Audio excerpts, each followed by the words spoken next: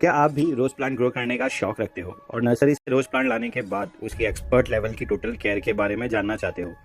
तो ये वीडियो आप ही के लिए है। इस वीडियो में हम सीखेंगे कैसे गुलाब के पौधे को सॉइललेस मीडिया जैसे कोकोपीट में ग्रो करें, नर्सरी से लाने के बाद रोज प्लांट के कैसे रूट वॉश करें, पॉट करने के बाद कौन सा बेस्ट फर्टिलाइजर्स दे और कौन सा पेस्टिसाइड फंगिसाइड कब और कितना यूज करें, और भी बहुत कुछ। तो बिना किसी डिले के शुरू करते हैं। रोज प्लांट किसे नहीं पसंद? हर गार्डनर यही चाहता है कि उसके घर में कुछ गुलाब के प्लांट्स हो जिसमें रंग बिरंगे फूल खिलते रहे। और अब तो सबसे सही समय है गुलाब के पौधे ग्रो करने का। अब आगे मैं जो भी मेथड बताने वाला हूँ वो मैंने रोज प्लांट एक्सिबिशन के जज से सीखा है, जो कोकोपीट में गुलाब के पौधे ग्रो करते हैं। 12 इंच के छोटे पॉट में 150 से ज्यादा गुलाब लेते हैं, इसीलिए इस मेथड को बड़े ध्यान से सीखें। सबसे पहले देखते हैं नर्सरी से गुलाब का प्लांट कैसे लें। नंबर 1, नर्सरी से गुलाब का पौधा ऐसा लाए जिसमें ज्यादा फ्लावर्स ना लगे हो, क्योंकि ऐसा प्लांट घर लाने के बाद बहुत जल्द स्ट्रेस से वीक हो जाता है और अगर उनकी प्रॉपर केयर ना की जाए तो वो मर भी जाता है।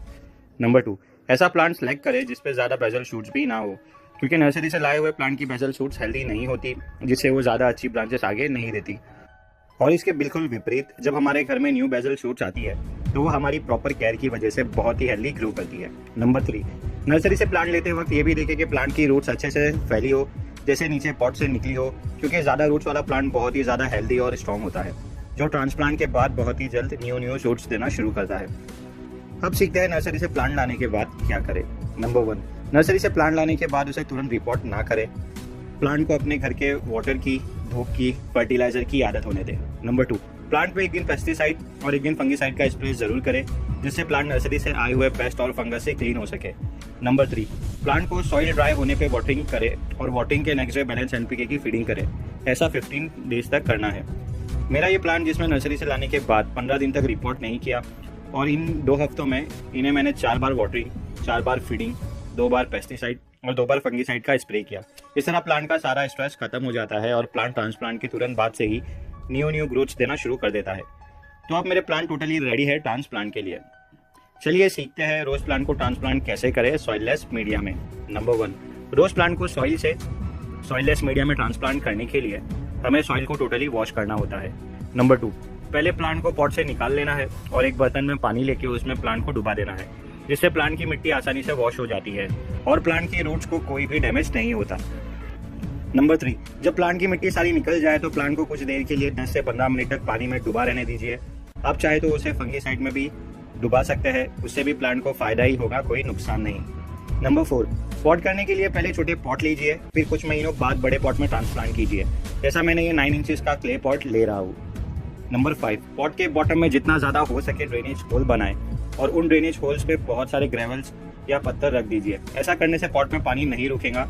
याद रखें, अनएक्सपीरियंस गार्डनर्स के 90% प्लांट्स सिर्फ पॉट की ड्रेनेज खराब होने की वजह से ही मर जाते हैं, इसीलिए ड्रेनेज का बहुत ज्यादा ख्याल रखें। मैंने ड्रेनेज के लिए ये रेड ब्रिक्स के पीसेस यूज कर रहा हूँ। नंबर 6, अब पॉट में सॉइललेस मीडिया कोकोपीट को ऐड कर दीजिए। कोकोपीट कैसे प्रिपेयर करें, कैसे वॉश करें, कोकोपीट के क्या साइंटिफिक बेनिफिट्स हैं, इसकी कंप्लीट इन्फॉर्मेशन पे लास्ट वीक ही मैंने वीडियो अपलोड की है, जिसे आप ऊपर आई बटन पे क्लिक करके देख सकते हो। नंबर 7, गुलाब के प्लांट की रूट्स को ऑक्सीजन बहुत ज्यादा पसंद है, जिसके लिए हमें पॉटिंग मिक्स का एरिएशन बढ़ाना होता है, जिसके लिए मैंने कोकोपीट के साथ थोड़ा परलाइट यूज कर रहा हूँ। आप चाहे तो परलाइट की जगह प्यूमिस स्टोन या फिर वर्मिक्यूलाइट या फिर कोल चिप्स या फिर रेड ब्रिक्स के स्मॉल पीसेस भी यूज कर सकते हो। फाइनली मैं रोज प्लांट को कोकोपीट प्लस परलाइट के पॉटिंग मिक्स में ट्रांसप्लांट कर लिया है। मैंने इसमें कोई खाद नहीं मिलाई, क्योंकि मैं रिपोर्ट करने के नेक्स्ट डे से ही प्लांट को फीडिंग करना चाहता हूँ, और अगर मैं पॉटिंग मिक्स को कोई भी खाद ऐड करूंगा तो मुझे कम से कम 20 दिन तक वेट करना होगा, वरना प्लांट में ओवर फीडिंग की वजह से रूट्स और लीव्स जलना शुरू हो जाएगी और गुलाब के पत्तों की टिप्स आपको ब्राउन नजर आएगी। अब सीखते हैं ट्रांसप्लांट के बाद क्या करना है। नंबर 1, ट्रांसप्लांट के तुरंत बाद प्लांट को वाटरिंग कीजिए और याद रखिए फर्स्ट वाटरिंग अच्छी भर के करना है।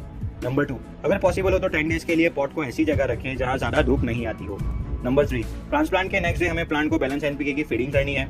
1 ग्राम बैलेंस एनपीके 1 लीटर वाटर में मिक्स करना है और प्लांट को सुबह के समय देना है। बैलेंस एनपीके से प्लांट को सबसे जरूरी एलिमेंट्स नाइट्रोजन, फास्फोरस और पोटेशियम मिलता है। नाइट्रोजन प्लांट के पॉटिंग मिक्स के ऊपर के सारे हिस्से जैसे पत्ते, स्टेम और ब्रांचेस को ग्रो करने में हेल्प करता है। फास्फोरस प्लांट की पॉटिंग मिक्स के नीचे के हिस्से यानी रूट्स को ग्रो करने में हेल्प करता है। और पोटाशियम प्लांट की हेल्थ को मेंटेन करने में, प्लांट के इम्यूनिटी सिस्टम बढ़ाने में, प्लांट को फोटोसिंथेसिस में, यानी आसान शब्दों में कहूँ तो प्लांट को अपना फूड बनाने में हेल्प करेगा। और भी बहुत सारे बेनिफिट्स है बैलेंस एनपीके की फीडिंग के। नंबर 4, बैलेंस एनपीके देने के नेक्स्ट डे मैग्नीशियम सल्फेट देना है।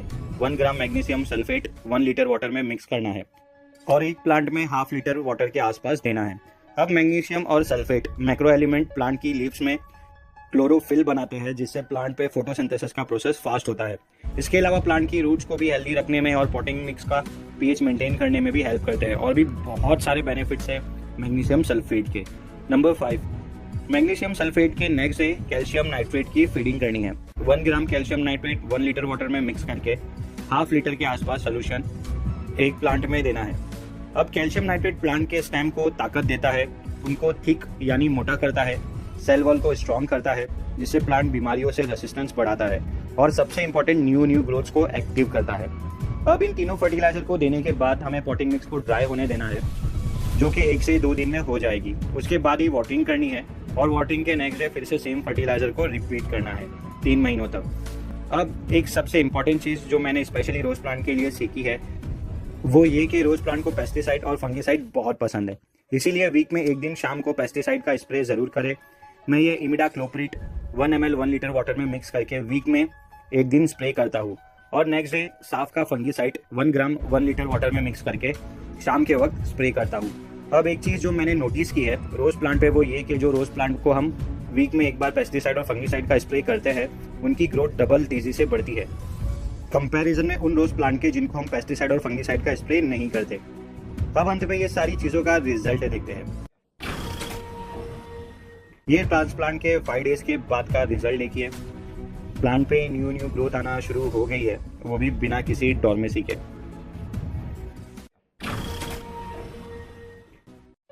ये 15 डेज के बाद देखिए हेल्दी ग्रोथ। हमने जो नर्सरी से लाने के बाद 15 डेज तक प्लांट की केयर की, उसके स्ट्रेस को कम किया, उसकी वजह से इतना क्विक रिजल्ट मिल रहा है। आफ्टर 25 डेज देखिए प्लांट कंटिन्यू हेल्दी ग्रो कर रहा है, हमारा मेथड काम कर रहा है। फाइनली 35 डेज के बाद देखिए प्लांट कंटिन्यू हेल्दी ग्रो कर रहा है। ये सारा रिजल्ट ये जो हमने सही फीडिंग और सही केयर की है उसका रिजल्ट है। तो चलिए आप जल्दी से इस वीडियो को लाइक कर दीजिए और मैं इसे कर देता हूँ समराइज। नंबर 1, नर्सरी से प्लांट ऐसा ले जिसमें गुलाब ज़्यादा ना हो, बेजल शूट्स ज़्यादा ना हो, बस रूट्स ज़्यादा हो, ताकि प्लांट बिना स्ट्रेस के फास्ट ग्रो करता रहे। नंबर 2, नर्सरी से प्लांट लाने के बाद 2 हफ्तों तक उसको रिपोर्ट ना करे, बल्कि अपने घर की वाटरिंग की, फीडिंग की, धूप की, पेस्टिसाइड और फंगिसाइड की आदत डाले। नंबर 3, 15 डेज के बाद प्लांट की रूट्स को वाटर में वॉश करने के बाद सॉइललेस पॉटिंग मिक्स जैसे कोकोपीट में ट्रांसप्लांट करें और ट्रांसप्लांट के बाद वाटरिंग करें। वाटरिंग के नेक्स्ट डे बैलेंस एनपीके, फिर नेक्स्ट डे मैग्नीशियम सल्फेट और फिर नेक्स्ट डे कैल्शियम नाइट्रेट की फीडिंग करें और फिर पॉटिंग मिक्स ड्राई होने के बाद ही वाटरिंग करें। नंबर 4, याद रखें गुलाब के प्लांट को वीक में 1 बार पेस्टिसाइड और फंगिसाइड का स्प्रे जरूर करें, जिससे वो और भी तेजी से ग्रो करेंगे। तो देखा आपने कि कितना आसान है रोज प्लांट को नर्सरी से लाके सॉइललेस मीडिया जैसे कोकोपीट में ग्रो करना। तो आप भी ये रोज एक्सपर्ट्स का आसान मेथड को फॉलो करते हुए अपने गुलाब के पौधों को ग्रो कीजिए। और अगर आप चाहते हो कि मैं सॉइल में भी रोज प्लांट ग्रो करने के मेथड आपसे शेयर करूं, तो मुझे कमेंट कर देना, मैं वो वीडियो भी शेयर कर दूंगा। अगर आपको मेरी वीडियो पे की गई मेहनत पसंद आई हो तो वीडियो को लाइक करके मुझे इंकरेज जरूर कीजिए और अपने गार्डनिंग फ्रेंड्स के साथ वीडियो को जरूर शेयर कीजिए। Finally, you guys are amazing, keep gardening, keep growing, keep learning. Thank you for watching.